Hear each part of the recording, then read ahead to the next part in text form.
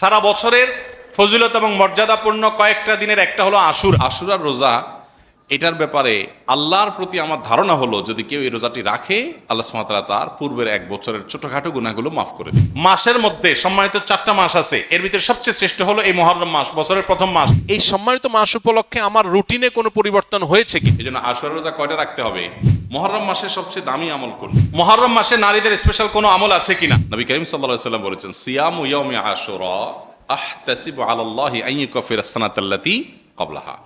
আশুরার রোজা, এটার ব্যাপারে আল্লাহর প্রতি আমার ধারণা হলো যদি কেউ এই রোজাটি রাখে আল্লাহ সুবহানাহু ওয়া তাআলা তার পূর্বের এক বছরের ছোটখাটো গুনাহগুলো মাফ করে দিবেন। বান্দার হক বান্দার কাছ থেকে মাফ নিতে হবে, কবিরা গুনাহ তওবা করতে হবে, ছোটখাটো গুনাহগুলো এই আমলের মাধ্যমে আল্লাহ সুবহানাহু ওয়া তাআলা মাফ করে দিবেন। এছাড়া আশুরার রোজার আরেকটা বিশেষ ফজিলতের দিক হলো রমজানের রোজা ফরজ হওয়ার আগে, এমনকি হিজরতেরও আগে নবী করিম সাল্লাল্লাহু আলাইহি সাল্লাম মক্কা যখন ছিলেন কুরাইশরা আশুরার রোজা রাখতো। বছরে একটা রোজাই ছিল রমজান রোজা ফরজ হওয়ার আগে, সেটা হলো এই আশুরা। এবং নবী করিম সাল্লাল্লাহু আলাইহি সাল্লামও সে রোজা রাখতেন। মদিনায় আসার পর তিনি ইহুদিদেরকে দেখেছেন যে তারা আশুরার রোজা রাখে, অতএব তাদের রোজা রাখা দেখে নবী সাল্লাল্লাহু আলাইহি সাল্লাম জিজ্ঞাসা করলেন, তোমরা রোজা কেন রাখো? তারা বললো, এই দিনে মুসা আলাইহিস সালামকে আল্লাহ সুবহানাহু ওয়া তাআলা বিজয় দিয়েছেন, সেজন্য আমরা তার প্রতি শুকরিয়া আদায় করে রোজা রাখি আশুরার রোজা। তখন নবী করিম সাল্লাল্লাহু আলাইহি সাল্লাম এই ঘটনার পর নবী সাল্লাল্লাহু আলাইহি সাল্লাম বললেন, তাহলে আমরা বরং মুসা আলাইহিস সালামের প্রতি আল্লাহর অনুগ্রহের কারণে আরো বেশি শুকরিয়া আদায় করার আমাদের হক অধিকার আছে, আমরা তার প্রকৃত অনুসারী, তার কথা আসলে আমরা মানি, অতএব আশুরার রোজা আমরা রাখবো। তবে তাদের থেকে নিজেদের রোজাকে বৈচিত্র্যপূর্ণ স্বাতন্ত্র আনার জন্য নবী সাল্লাল্লাহু আলাইহি সাল্লাম বলেছেন তারা আশুরার রোজা রাখে একটা, আমরা রাখবো। কারণ নবী সাল্লাল্লাহু আলাইহি সাল্লাম তার জীবনের শেষ বছর বলেছিলেন যে আমি যদি পরবর্তী বছর বেঁচে থাকি তাহলে লা সুমান্না তাসিআ ওয়াল আশির, তাহলে মুহররমের 9 এবং 10 এই 2 দিন রোজা রাখতাম। এই জন্য আশুরার রোজা কয়টা রাখতে হবে? 2টা রাখা হলো সুন্নাত, আর সেই 2টা রোজা 9 এবং 10। এখন প্রশ্ন উঠতে পারে যে শুক্রবার রোজা রাখা তো হাদিসে নিষেধ আছে। এর উত্তর হলো যে শুক্রবারকে শুক্রবার হিসেবে রোজা রাখা নিষেধ, কিন্তু শুক্রবারে অন্য কোনো অকেশন এসে পড়লে, রমজান মাস শুক্রবারে পড়লে আপনি রোজা রাখবেন না, অতএব সেই হিসাবে আশুরার রোজার অংশ হিসেবে আপনি রাখতে পারেন। তাহলে এই বছর আশুরার রোজা 9-10 অথবা 10-11, তো 9-10 শাখাটা অধিকতর উত্তম, সে রোজা রাখবো। আল্লাহ সুবহানাহু ওয়া তাআলা আমাদেরকে আমলের তৌফিক দান করুন। মুহররম মাসের সবচেয়ে দামি আমল কোনটি? মুহররম মাসের সবচেয়ে দামি আমল, মুহররম মাসের একমাত্র রুটিন আমল হলো বেশি বেশি নফল রোজা রাখা, মানে বিশেষ আমল এই মাস উপলক্ষে। অতএব নফল রোজা বিশেষ করে রাখবেন, যে যতটুকু পান, এটাই মাসের আমল। আশুরার করণীয় বর্জনীয় সম্পর্কে জানতে চাই। 10ই মুহররমকে আশুরা বলা হয়। 10ই মুহররমকে কি বলা হয়? আশুরা। মুহররমের 10 তারিখ, এটি কোরআন এবং হাদিসের দৃষ্টিকোণ থেকে খুবই গুরুত্বপূর্ণ এবং তাৎপর্যপূর্ণ একটা দিন। সারা বছরের ফজিলত এবং মর্যাদাপূর্ণ কয়েকটা দিনের একটা হলো আশুরা। মুহররমের 10 তারিখ বা 10ম দিনটি, এটি তাৎপর্যপূর্ণ হওয়ার কারণ হলো এই দিনে আল্লাহ রাব্বুল আলামিন পৃথিবীর ইতিহাসে বহু নবী রাসূলকে অন্যায় এবং বাতিলের বিরুদ্ধে বিজয় দিয়েছেন। অনেক বড় বড় ঘটনা এই দিনে ঘটেছে এবং কিয়ামতের আগে আরো ঘটবে। এই দিনের সবচেয়ে বড় ঘটনা যেটি ঘটেছে বা সবচেয়ে বড় আলোচিত ঘটনা হাদিসে, সেটি হলো এই দিনে আল্লাহ নবী মূসা আলাইহিস সালামকে আল্লাহ তাআলা ফেরাউনের বাহিনীর বিরুদ্ধে বিজয় দিয়েছেন। মূসা আলাইহিস সালাম এবং ঈমানদারদের বিজয়ের দিন এটি। আশুরার 10 তারিখ বা মুহররমের 10 তারিখ বা আশুরা, এটি হলো বিজয়ের দিন মূসা আলাইহিস সালামের এবং বনী ইসরাইলের। ফেরাউন তাদেরকে ধাওয়া করেছে, আল্লাহ তাআলা তাদের জন্য নীল নদে, আল্লাহ তাআলা তাদের জন্য নদীর উপরে রাস্তা করে দিয়েছেন, সেই রাস্তা তারা পার হয়ে গেছেন অলৌকিকভাবে। আর ফেরাউন তার বাহিনী সহ তাদের অনুসরণ করতে গিয়ে মাঝ নদীর দিকে নিমজ্জিত হয়েছে। এখনো ফেরাউনের লাশ মিশরের পিরামিডে আছে। আল্লাহ বলেছেন, ওয়াকাযালিকা নুনাজ্জিকা লিবাদানিকা লিতাকুনা লিমান খালফাকা আয়া, তোমার দেহকে, হে ফেরাউন, তুমি যে অহংকারী ছিলে, তোমার দেহকে কিয়ামত পর্যন্ত আমি রেখে দিব, নষ্ট হতে দিব না, যাতে পরবর্তী প্রজন্মের কাছে তুমি শিক্ষার বিষয় হও, তোমাকে দেখে শিক্ষা নিতে পারে যে আল্লাহ দ্রোহীদের শাস্তি কি হয়, যত বড় পাওয়ারফুলই হোক না কেন। তো যাই হোক, সেই আশুরা হলো মুহররমের এই 10 তারিখ। সেই আশুরা, এটার সাথে মুসা আলাইহিস সালামের বিজয় জড়িত, ফেরাউনের পরাজয় জড়িত, হক এবং বাতিলের দ্বন্দ্বের মধ্যে চূড়ান্ত এবং শেষ বিজয় হকের হয়, সেই শিক্ষা আশুরা আমাদেরকে দেয়। আশুরা উপলক্ষে আমাদের করণীয় হলো 2টা রোজা রাখা। সবচেয়ে উত্তম হয় 9 এবং 10 রাখা। কেন উত্তম? কারণ নবী করিম সাল্লাল্লাহু আলাইহি সাল্লাম যে বছর ওয়াফাত হয়েছে, তিনি বলেছেন, যদি আমি আগামী বছর বেঁচে থাকি লা আসুমান্না তাসিআ ওয়াল আশির, তাহলে আমি 9 এবং 10 জিলহজের এই 2 দিন রোজা রাখবো। এই জন্য 9 তারিখ আর 10 তারিখ রোজা রাখা উত্তম। আর যদি 9-10 তারিখ রাখতে না পারেন তাহলে 10 আর 11 রাখবেন, 2টা রোজা রাখা উত্তম। ইহুদিরা শুধু একটা রোজা রাখে, নবী সাল্লাল্লাহু আলাইহি সাল্লাম আমাদের রোজাকে তাদের থেকে স্বতন্ত্র করবার জন্য, তাদের থেকে পৃথক করবার জন্য 2টা রোজার নির্দেশ দিয়েছেন। এই জন্য আশুরা উপলক্ষে 2টা রোজা রাখা সুন্নাত। মুহররম মাসে নারীদের স্পেশাল কোনো আমল আছে কিনা জানলে উপকৃত হতাম। মুহররম মাসে পুরুষদের জন্য যে আমলগুলো আছে আমাদের মা বোনদের জন্য একই আমল আছে, মা বোনদের জন্য আলাদা কোনো আমল নাই। মুহররম মাসের সবচেয়ে গুরুত্বপূর্ণ আমল হলো বেশি বেশি রোজা রাখা। বেশি বেশি কি রাখা? রোজা রাখা। নবী করিম সাল্লাল্লাহু আলাইহি সাল্লাম বলেছেন, আফদালুস সিয়ামি বা'দা রমাদান শাহরুল্লাহিল মুহররম। আল্লাহর কাছে রমজানের পরে নফল রোজার জন্য সবচেয়ে আদর্শ এবং শ্রেষ্ঠ মাস হলো মুহররম মাস। এই জন্য ভাই মুহররম মাসে বেশি বেশি নফল রোজা রাখার চেষ্টা করতে হবে। বেশি বেশি তো দূরের কথা, অনেকে একটাও রাখতে পারেন না, অন্তত 2-4টা হলেও রাখার চেষ্টা করবো ইনশাআল্লাহ। মুহররম মাস কিন্তু শুরু হয়ে গেছে, মুহররম মাস আরম্ভ হয়ে গেছে, আমরা এখন মুহররম মাসের মধ্যে আছি। সম্মানিত মাসের মধ্যে সম্মানিত 4টা মাস আছে, এর ভিতরে সবচেয়ে শ্রেষ্ঠ হলো এই মুহররম মাস, বছরের প্রথম মাস, হিজরি বর্ষের। অতএব এই মাসের প্রধান আমল হলো বেশি বেশি নফল রোজা রাখা। দ্বিতীয় আমল হলো মুহররমের 10 তারিখ আশুরা, এই আশুরা উপলক্ষে 2টা রোজা রাখা। 9 আর 10 রাখলে বেশি উত্তম, আর না হলে 10 আর 11 এই 2টা রোজা রাখা নারী পুরুষ সকলের জন্য সুন্নাহ। নারীরা যদি মাসিক অবস্থায় না থাকেন তারা রাখবেন না, মাসিক অবস্থা না থাকলে তারা রাখবেন না। তাদের নিয়ত থাকলে আল্লাহ তাআলা তাদেরকে এমনিতেই সওয়াব দিবেন ইনশাআল্লাহ। তাহলে মুহররম মাসে আমল হলো বেশি বেশি রোজা রাখা, বিশেষ করে আশুরা রোজা রাখা। এর বাইরে মুহররম উপলক্ষে স্পেশাল কোনো আমল নাই যে এই মাসের জন্য আলাদা করে এটা করণীয় আছে। শেষ প্রশ্ন, সামনে মহররম মাস, মহররম মাসে বিশেষ আমলগুলো যদি জানাতেন। খুবই গুরুত্বপূর্ণ প্রশ্ন। আর কয়েকদিনের মধ্যেই মহররম মাস শুরু হতে যাচ্ছে। মহররম মাস হিজরি বর্ষের প্রথম মাস। এ মাসের সবচেয়ে বড় তাৎপর্যের বিষয় হলো এটা সম্মানিত 4 মাসের একটা। সম্মানিত মাস কয়টা ভাই? 4টা। কি কি? জিলকদ, জিলহজ, মুহররম, এই 3টা হলো ধারাবাহিক।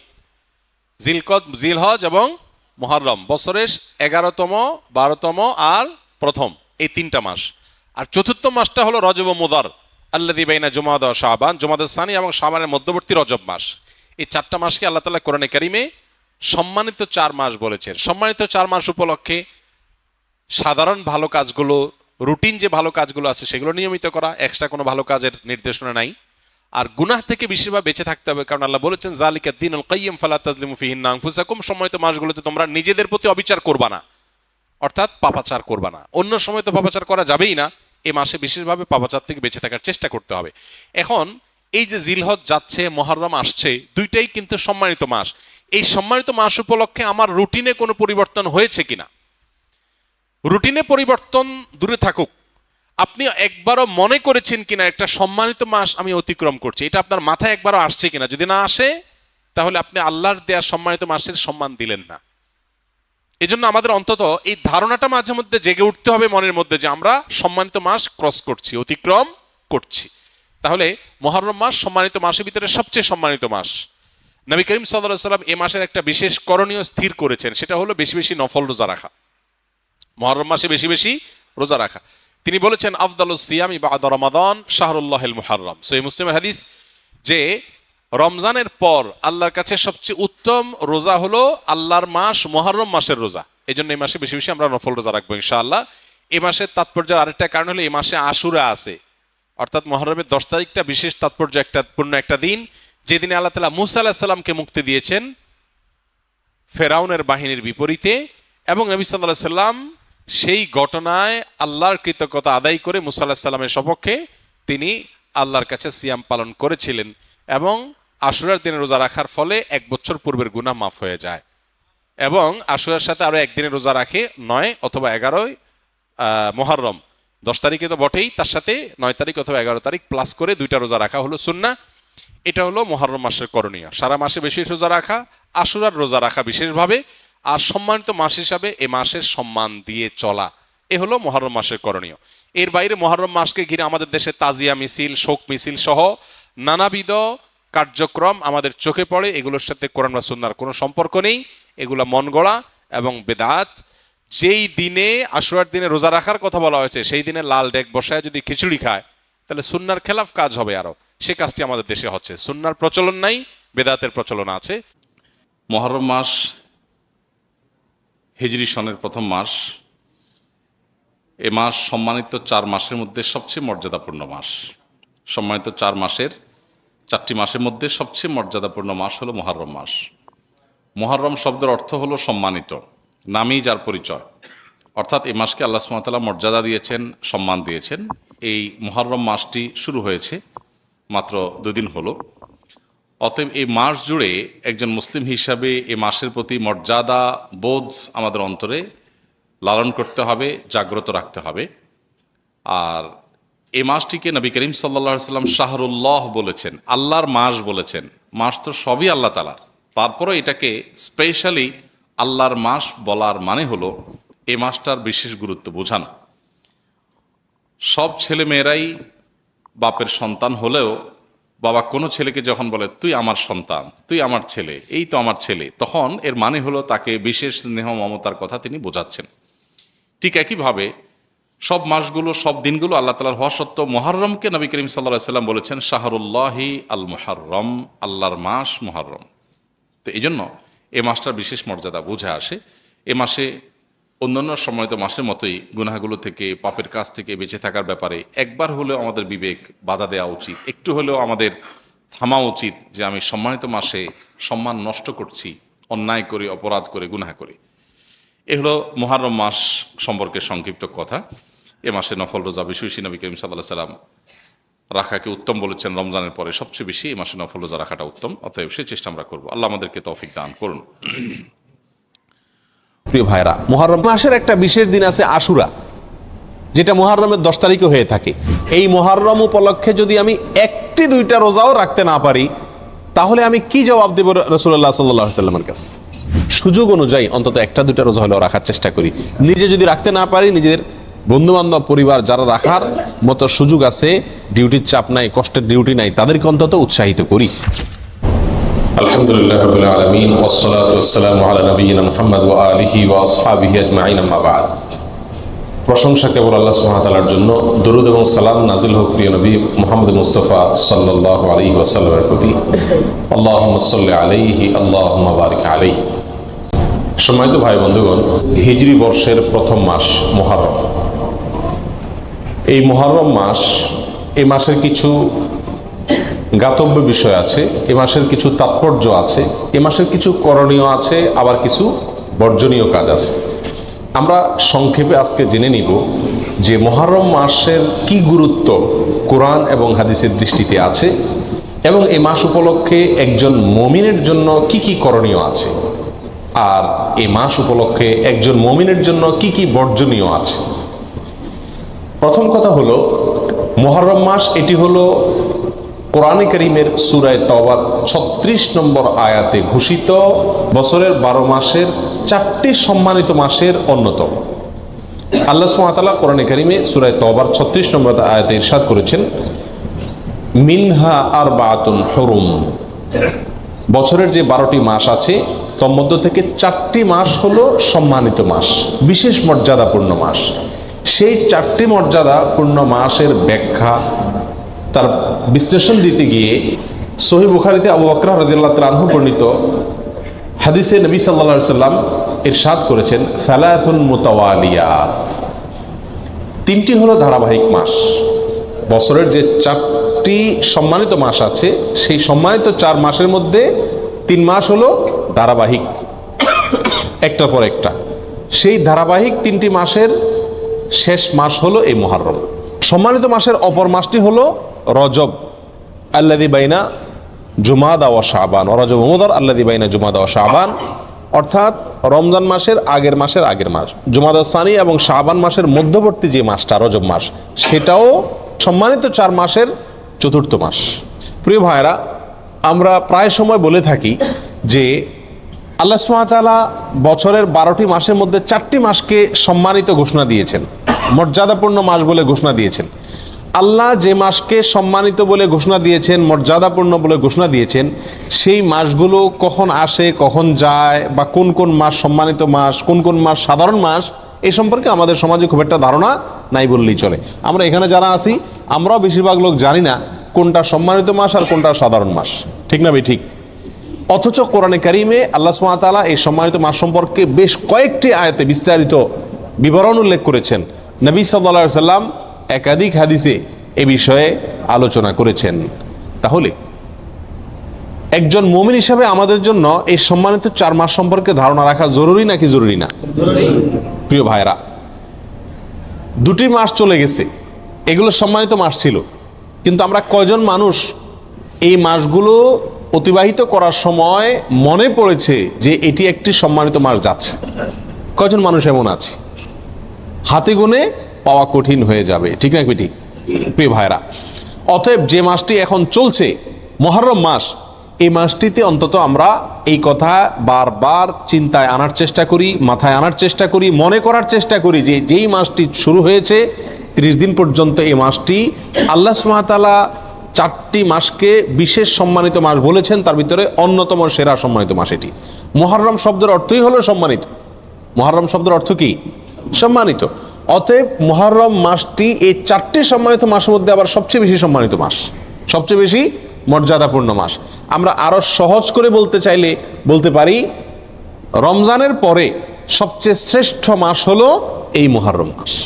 প্রিয় ভাইরা, কিন্তু মুহররম মাস আসে যায়, কখন আসে কখন যায় আমাদের কোনো খোঁজ খবরও থাকে না, ঠিক কি না? একজন সম্মানিত মানুষ সামনে আসলে আমার চলাফেরার ভিতরে একটা পরিবর্তন হয় কি হয় না? আপনি হয়তো পাও মেলে বসে আছেন, আপনার শ্বশুর আসছেন, আপনার বাবা আসছেন, আপনার শিক্ষক আসছেন, মুরব্বী আসছেন, তো আপনি নড়ে চড়ে বসেন কিনা? সম্মানিত মাস আসছে, কিন্তু আমাদের ভিতরে কোনো নড়ে চড়ে বসা বসি নাই। আমরা আগে যেমন ছিলাম এ মাসেও তেমন আছি। এর মূল কারণ হলো আমরা জানিই না যে এটি একটি সম্মানিত মাস। এই মাসকে আল্লাহ তাআলা কি দিয়েছেন? সম্মান দিয়েছেন, মর্যাদা দিয়েছেন, ঠিক না ভাই? ঠিক। প্রিয় ভাইরা, অতএব যে মাসটি শুরু হয়েছে এই মাসটি সম্মানিত মাস, এই কথাটি আমাদেরকে মনে রাখতে হবে, বারবার মনে আনতে হবে। সম্মানিত মাসের করণীয় কি? সবচেয়ে বড় কথা হলো সম্মানিত মাসের সম্মান দেওয়া। সম্মানিত মাসের কি দেওয়া? সম্মানী মানুষকে যেরকম সম্মান দিতে হয়, আল্লাহ যেহেতু এই মাসকে সম্মানিত ঘোষণা করে দিয়েছেন, অতএব এই মাসকে সম্মান দেওয়া। এই মাসকে সম্মান আমরা কিভাবে দেব? নেক কাজ, ভালো কাজ, 5 ওয়াক্ত সালাত ইত্যাদি এগুলোকে সময় মতো আদায় করব। অন্য মাসে যদি একটু গাফলতি করি, এই মাসে গাফলতি করব না। এই কথা মাথায় রেখে যে এটা সাধারণ মাস না, এটা কি মাস? সম্মানিত মাস। যারা সবসময় বিড়ি সিগারেট খায় এরা কিন্তু শ্বশুরের সামনে খায় না, ঠিক কি না? কেন? যে আমি খারাপ কাজ করি, কিন্তু তাই বলে শ্বশুরের সামনে খারাপ কাজ করে আর ডবল খারাপ কাজ করব না, ঠিক কি না? অতএব একজন মুমিন একটি সম্মানিত মাস, একটি মর্যাদাপূর্ণ মাস যখন অতিবাহিত করবেন, তিনি তখন অন্য সময় যে গুনাহের কাজগুলো করেন এই মাসে সে গুনাহের কাজগুলো করতে ভাববেন যে এই মাসকে আল্লাহ সম্মান দিয়েছেন, আল্লাহর দেওয়া সম্মানকে আমার রক্ষা করতে হবে, বিধায় গুনাহ করা যাবে না। আল্লাহ কোরআনে বলছেন, ফালা তাজলিমু ফিহিন্না আনফুসাকুম, তোমরা সম্মানিত মাসসমূহে নিজেদের প্রতি কি করো না? অবিচার করো না। বিভিন্ন তাফসীরের কিতাবে উলামা ইকরাম লিখেছেন যে এখানে অবিচার করা বলতে আল্লাহ সুবহানাহু ওয়া তাআলা গুনাহের কথা বুঝিয়েছেন, অর্থাৎ এই সম্মানিত মাসসমূহে নিজের প্রতি নিজে অবিচার করো না, পাপাচার করে গুনাহের কাজ করে। অন্য সময়ও গুনাহ করা নিষেধ, কিন্তু সম্মানিত মাসে গুনাহ করার নিষেধাজ্ঞার মাত্রাটা আরো বেশি, গুরুত্বটা বেশি। প্রিয় ভাইরা, অতএব এই মাসে অন্তত মাঝে মধ্যে মনে করব, স্মরণ করার চেষ্টা করব যে এটি একটা কি মাস যাচ্ছে? সম্মানিত মাস যাচ্ছে। আর সম্মানিত 4টি মাস মুখস্থ করে নিব, জিলকদ, জিলহজ, মুহররম, আর 4 নম্বর হলো রজব, রমজান মাসের আগের মাস। মনে থাকবে তো ইনশাআল্লাহ? প্রিয় ভাইরা, মুহররম মাসের একটি বিশেষ করণীয় আছে, আর সেই করণীয়টা হলো এই মাসে বেশি বেশি নফল রোজা রাখা, নফল সিয়াম রাখা। নবী সাল্লাল্লাহু আলাইহি সাল্লাম সহিহ মুসলিমের হাদিসে আসছে, তিনি ইরশাদ করেছেন, আফদালুস সিয়ামি বা'দা রমাদান শাহরুল্লাহিল মুহররম, রমজানের পরে সবচেয়ে উত্তম রোজা হলো আল্লাহর মাস মুহররম মাসের রোজা। আল্লাহর মাস মুহররম মাসের রোজা। মুহররম মাসকে কার মাস বলা হয়েছে ভাই? আল্লাহর মাস বলা হয়েছে। কে বলেছেন? রাসূল করিম সাল্লাল্লাহু আলাইহি ওয়াসাল্লাম। অতএব এই মাসটির বিশেষ মর্যাদা, এক তো সম্মানিত 4 মাসের একটি মাস, আরেকটি মর্যাদা পেলাম যে এই মাসকে আল্লাহর মাস বলে নবী সাল্লাল্লাহু আলাইহি ওয়াসাল্লাম এই মাসকে বিশেষ সম্মান দিয়েছেন। বলে অন্যগুলা কার মাস? অন্যগুলোও আল্লাহর মাস, কিন্তু এটাকে আল্লাহর দিকে সম্বন্ধ করে এই মাসের বিশেষ মর্যাদা, স্পেশাল মর্যাদার কথা ইঙ্গিত করা হয়েছে। প্রিয় ভাইরা, অতএব এই মাসের করণীয় হলো বেশি বেশি নফল রোজা রাখা।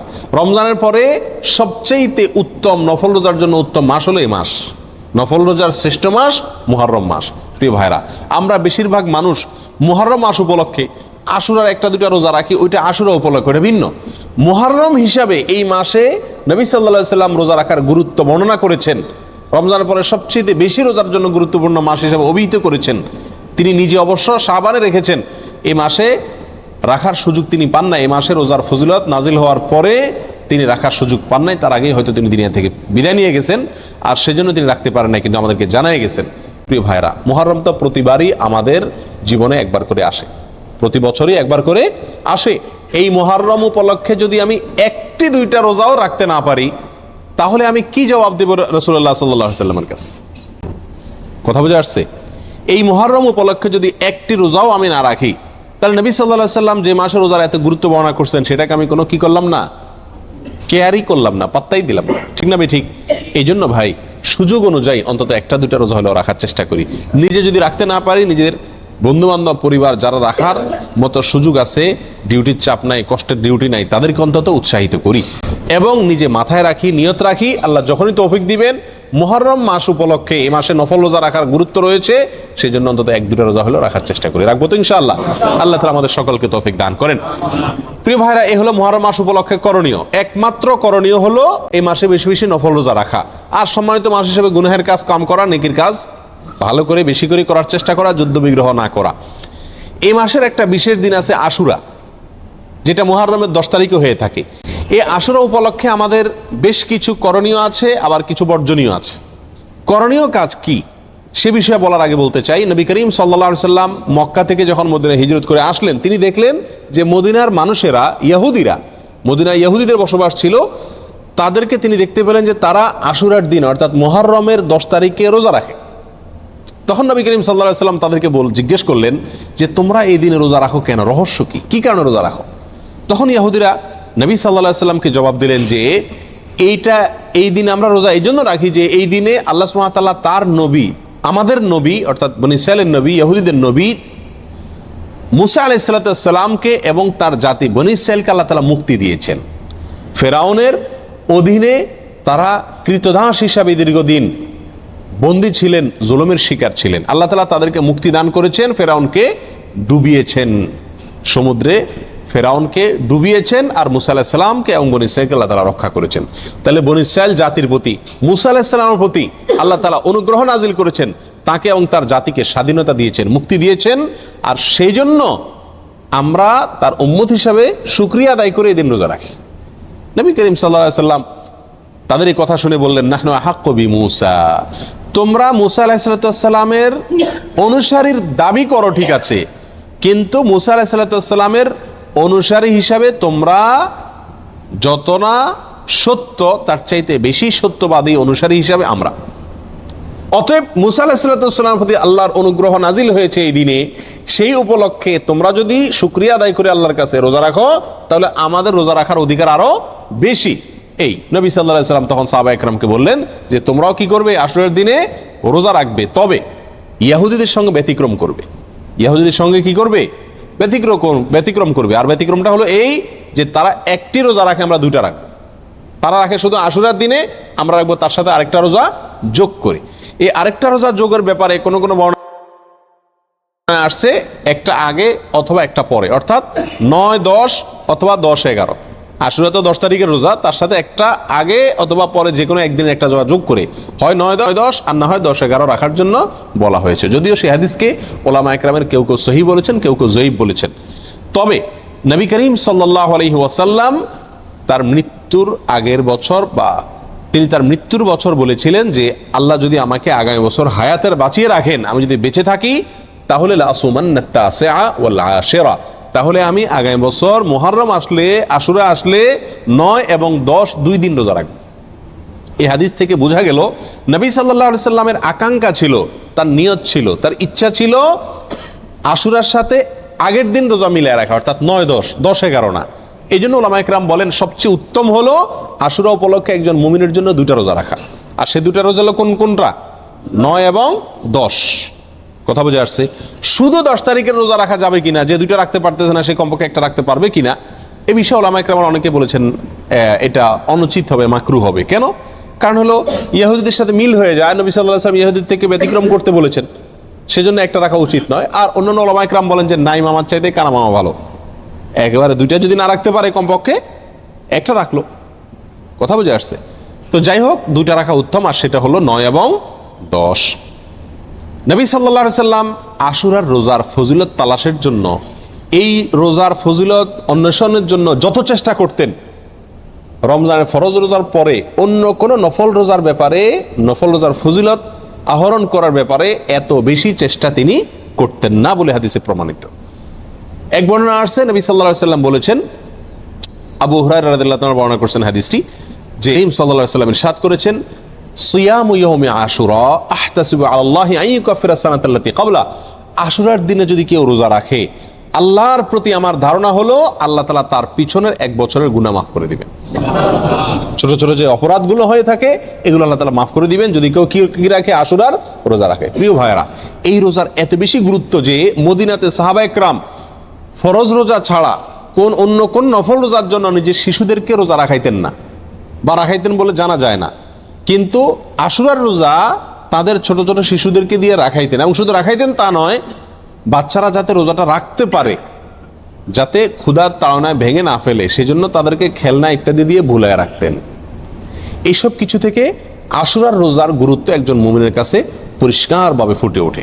এই জন্য ভাই, মুহররমের 10 তারিখে আমরা কি রাখবো? ইনশাআল্লাহ রোজা রাখবো, আর তার সাথে 9 তারিখ মিলিয়ে রাখবো। বাংলাদেশে যারা আছেন তারা বাংলাদেশে আকাশে যেহেতু একদিন পরে চাঁদ দেখা যায় সৌদি আরবের পরে, আমাদের ভৌগোলিকভাবে আমাদের অবস্থানের কারণে একদিন পরে যেহেতু আমাদের আকাশে চাঁদ দেখা যায়, সেহেতু আমরা এদেশের একদিন পরেই সাধারণত কি রেখে থাকি, আপনার আশুরা রোজা রেখে থাকি। আল্লাহ তাআলা আমাদের সকলকে আমলটা করার তৌফিক দান করেন। প্রিয় ভাইরা, এই ঘটনা থেকে, এই আলোচনা থেকে আমরা জানতে পারলাম আশুরা এটা একটি বিজয়ের দিন। আশুরার দিনটা একটা কিসের দিন? বিজয়ের দিন, একটা মুক্তির দিন। কার মুক্তির দিন? মুসা আলাইহিস সালামের। কার বিজয়ের দিন? মুসা আলাইহিস সালাম এবং বনী ইসরাইলের। আল্লাহর একজন উলুল আজম নবী, একজন সিনিয়র একজন নবী মুসা আলাইহিস সালামের বিজয়ের দিন, তার প্রতি আল্লাহর রহম নাজিলের দিন, মুক্তির দিন, ঠিক কিনা? এবং সেই হিসাবে আমরা বলতে পারি এটা একটি মূলত সুখের দিন। একটি কিসের দিন? সুখের দিন। বিজয়ের দিন হিসাবে কি? সুখের দিন। আর এই জন্য তো শুকরিয়া আদায় করে রোজা রাখতে হয়। কিন্তু আমাদের দেশে শতকরা 99 জন মানুষ আশুরা বলতে জানে এটা হলো শোকের দিন, সুখের উল্টা শোকের দিন, ঠিক না? ঠিক। আমাদের দেশে মানুষ জানে আশুরা মানে কারবালার দিন। আশুরা মানে কিসের দিন ভাই? কারবালার দিন। আশুরা আসলে মানুষ জানে যে এই দিনে কারবালা একটা নির্মম হত্যাকাণ্ডের ঘটনা ঘটেছিল, এটা মানুষ জানে। কিন্তু এর পিছনের যে ইতিহাস, এর যে আরো গোড়ার ইতিহাস, এর যে মূল এবং আসল ইতিহাস, মুসা আলাইহিস সালামের বিজয়ের ঘটনা, সেটা আমাদের দেশে মানুষ কি করে না? জানে না। প্রিয় ভাইরা, এই দিনটিতে বিজয় হয়েছিল মুসা আলাইহিস সালামের, সেটি হলো এই দিনের মূল ঘটনা, আসল ঘটনা। আর সেই ঘটনাকে কেন্দ্র করেই নবী সাল্লাল্লাহু আলাইহি সাল্লাম রোজা রাখতে আমাদেরকে কি করেছেন? নির্দেশ করেছেন। সেটা আমাদের জন্য পালনীয়। কিন্তু একই দিনে ঘটনাচক্রে আরেকটি দুর্ঘটনাও ঘটে গিয়েছিল। একটি নির্মম, পৃথিবীর ইতিহাসের নির্মমতম হত্যাকাণ্ড ঘটে গিয়েছিল। নবী সাল্লাল্লাহু আলাইহি সাল্লামের অত্যন্ত প্রিয় দৌহিত্র হোসেন রাদিয়াল্লাহু তাআলা আনহুকে অত্যন্ত নির্মমভাবে হত্যা করা হয়েছিল কারবালায়। প্রিয় ভাইরা, এই কারণে আমাদের অনেক ভাইরা মনে করেন যে তাহলে এই দিনে আর সুখ পালন করা যাবে না, এই দিনে আর আল্লাহর প্রতি শুকরিয়া আদায় করে রোজা রাখা যাবে না, তাহলে কি করতে হবে? শোক পালন করতে হবে। এই ঘটনাকে বোঝানোর জন্য একটা ছোট এক্সাম্পল, ছোট একটি উপমা দিয়ে থাকি। সেটা হলো, ধরুন 16 ডিসেম্বর আমাদের বিজয় দিবস। বাংলাদেশে মানুষকে আল্লাহ তাআলা বিজয় দান করেছেন 16 ডিসেম্বরে। 16 ডিসেম্বরের বিজয় দিবস মানে খুশির দিন, আনন্দের দিন, শুকরিয়া আদায় করার দিন। এই দিনে ঘটনাচক্রে যদি বিজয়ের ঘটনার বহু বছর পরে যদি এই দিনে কোনো দুর্ঘটনা ঘটে, কোনো বন্যা, প্লাবনে হাজার হাজার মানুষ মারা যায়, তাহলে কি এই দিনটা বিজয় দিবস পরিবর্তন হয়ে শোকের দিবস হয়ে যাবে? কখনো হবে? এটা সম্ভব কোনোদিন? বড়জোর এরকম হতে পারে বিজয় দিবসের আলোচনা বা বিজয় দিবসটা আসলেই ওই দুর্ঘটনার পর থেকে যতবার বিজয় দিবস আসবে, বিজয় দিবসে আলোচনা আসবে, তখন মানুষের মনে পড়বে, মানুষ স্মরণ করবে, বলবে যে এটি আমাদের বিজয় দিবস, খুশির দিবস হলেও দুঃখজনকভাবে এই দিনে একটি বিচ্ছিন্ন দুর্ঘটনাও ঘটে গিয়েছিল। ঠিক না ভাই? ঠিক। কিন্তু এই দিনের আসল ঘটনা বিজয়কে ভুলে গিয়ে শোক পালন করা, এটা কোনোদিন হবে? যৌক্তিক হবে? হবে না। অতএব কারবালার যে ঘটনা ঘটেছিল সেটাও 10ই মুহররম ঘটেছিল, কিন্তু এই দিনে আসল যে ঘটনা ঘটেছে মুসা আলাইহিস সালামের বিজয়, সেটা কোনোদিন চাপা পড়ে যাওয়া এটা যুক্তিসঙ্গত নয়। বিধায় একজন মুমিন আশুরা আসলে সর্বপ্রথম তার মাথায় চলে যাবে কোন দিন? মুসা আলাইহিস সালামের বিজয়ের দিন।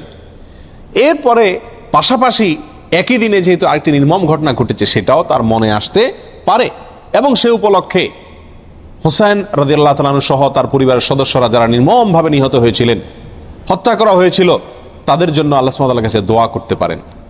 যারা হত্যায় জড়িত ছিল তাদেরকে আল্লাহ সুবহানাহু ওয়া তাআলা পৃথিবীর ইতিহাসের নিকৃষ্টতম সাজা যেন তাদেরকে দেন, সেজন্য আল্লাহর কাছে আরজি পেশ করতে পারেন। কিন্তু তাই বলে আপনি কি করতে পারেন না? তাজিয়া মিছিল, শোক মিছিল এগুলা বের করতে পারেন না, কারণ ইসলাম 3 দিনে বেশি কোনো মৃত্যুতে, কোনো দুর্ঘটনায় শোক পালন করার সুযোগ, অনুমতি দেয় নাই। অতএব রাজনৈতিক আপনার বিভিন্ন দলগুলো তাদের শোক পালন করে থাকে বছরকে বছর, যুগ যুগ ধরে, সেটা ভিন্ন বিষয়। কিন্তু ইসলামী শরীয়তে কোনো মানুষের মৃত্যুর পরে 3 দিনের বেশি শোক পালন করার কোনো সুযোগ, অনুমোদন নাই প্রিয় ভাইরা। অতএব আশুরা উপলক্ষে প্রথম আমাদেরকে খেয়াল রাখতে হবে যে আমাদের ধারণাটাকে পরিবর্তন করতে হবে। এই দিনটি কারবালার দিন নয়, এই দিনটি হলো মুসা আলাইহিস সালামের বিজয়ের দিন, পাশাপাশি কারবালা ঘটনাও ঘটেছে। আল্লাহ তাআলা আমাদেরকে সঠিকটা বুঝার তৌফিক দান করেন। প্রিয় ভাইয়েরা, এখন আমরা এই দিনে কি আসলে যেহেতু 2টা ঘটনায় ঘটছে, কোনটাকে আমরা বড় করে দেখব?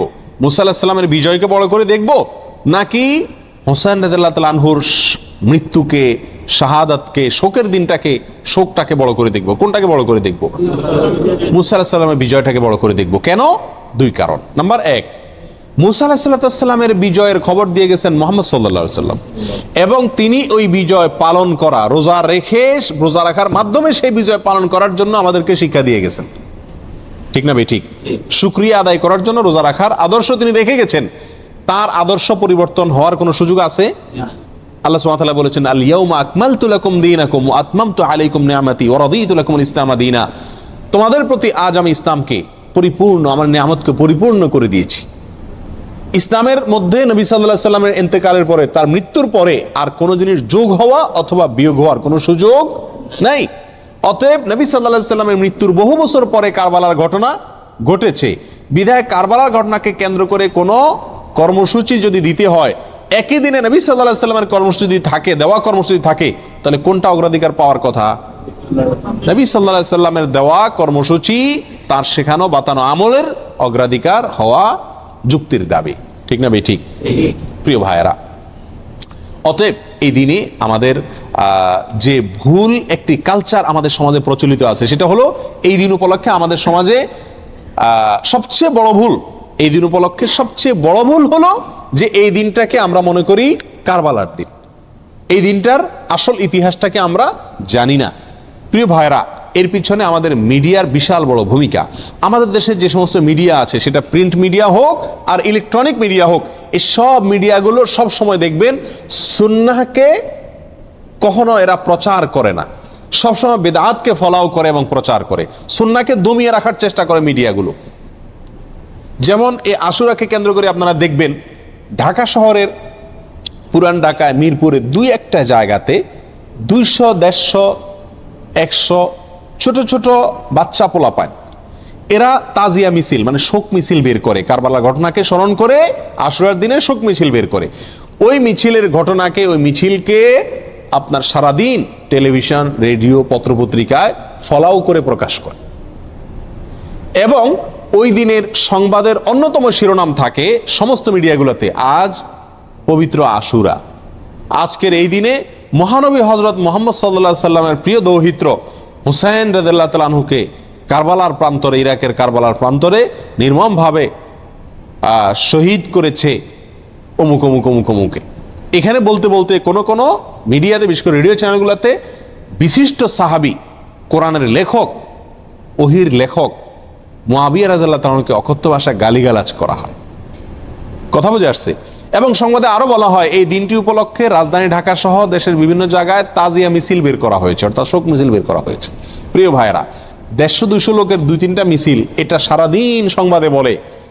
একই দিনে মহানবী হযরত মুহাম্মদ সাল্লাল্লাহু আলাইহি সাল্লামের সুন্নাহকে পালন করতে গিয়ে, নির্দেশকে পালন করতে গিয়ে সারা দেশে লক্ষ লক্ষ মানুষ নফল রোজা রেখেছেন, সেই কথা কিন্তু কোনো মিডিয়া কি করে না, বলে না। যার কারণে মানুষ ওই ভুলটা জানে, সঠিকটা জানে না। বেদাত জানে, সুন্নাহ জানে না। একটা জানে, আরেকটা জানে না। ঠিক না ভাই? ঠিক। প্রিয় ভাইরা, অতএব আমাদেরকে সঠিকটার প্রচার করতে হবে। এই জাতীয় বিষয়গুলোকে বেশি বেশি কি করতে হবে? প্রচার করতে হবে। আজ মিডিয়াতে যদি এই দিনের মূল ঘটনা যেটি হাদিসে বর্ণিত হয়েছে সেটি যদি আসতো, পাশাপাশি কারবালা ঘটনাও আসতো, তাহলে সেটা কি ছিল না? দোষণীয় ছিল না। আল্লাহ তাআলা আমাদের সকলকে আশুরা উপলক্ষে যে সমস্ত ভুল ধারণা আছে, ভ্রান্ত ধারণা আছে, সেগুলোকে সংশোধন করবার তৌফিক দান করুন। আল্লাহ তাআলা আমাদের সকলকে আশুরা উপলক্ষে একমাত্র আমল হলো নফল রোজা রাখা। আর আমাদের তাজিয়া মিছিল যারা করে তারা চাঁদা টাদা উঠায় ওই দিন ভালো করে আরো খিচুড়ি খায়। যেদিন হাদিসে নফল রোজা রাখতে বলছে, কানাই বন্ধ করতে বলছে, তারা ওই দিন আরো বেশি কি খায়? খিচুড়ি খায়। ডেক বসায় দেখবেন মনে মনে, এবং খিচুড়ি পাকায়, বিতরণ করে খায়। প্রিয় ভাইরা, এই দিনটি নফল রোজার দিন, এই দিনটি মুসা আলাইহিস সালামের বিজয়ের দিন, পাশাপাশি একটি নির্মম ঘটনার দিন। কোনো মুমিনের জন্য এটা কষ্টের কারণ না হয়ে থাকতে পারে না। নবী সাল্লাল্লাহু আলাইহি সাল্লামের প্রিয় নাতিকে নির্মমভাবে হত্যা করা হয়েছে সপরিবারে। এই ঘটনায় ব্যথিত না হয়ে কোনো মুমিন থাকতে পারে না। অতএব আমরা সকলেই ব্যথিত। আমরা আল্লাহর কাছে বিচার চাই হত্যাকারীদের, আল্লাহর কাছে মর্যাদা চাই নিহতদের। কিন্তু তাই বলে নবী সাল্লাল্লাহু আলাইহি সাল্লামের বাতানো আমল, আদর্শ, সুন্নাহ সেটা চাপা পড়ে যাবে, ভুলে যাব আমরা। এর চাইতে জুলুমের কথা, এর চাইতে অবিচারের কথা আর কিছুই হতে পারে না। আল্লাহ তাআলা আমাদের সকলকে মুহররম মাসের তাৎপর্য, করণীয়, আশুরার তাৎপর্য, করণীয়, ভুল ধারণাগুলোকে সংশোধন করবার এবং বর্জনীয় কাজগুলোকে ছাড়বার তৌফিক আল্লাহ তাআলা দান করুন। ওয়া আখিরু দাওয়ানা আনিল হামদুলিল্লাহি রাব্বিল আলামিন।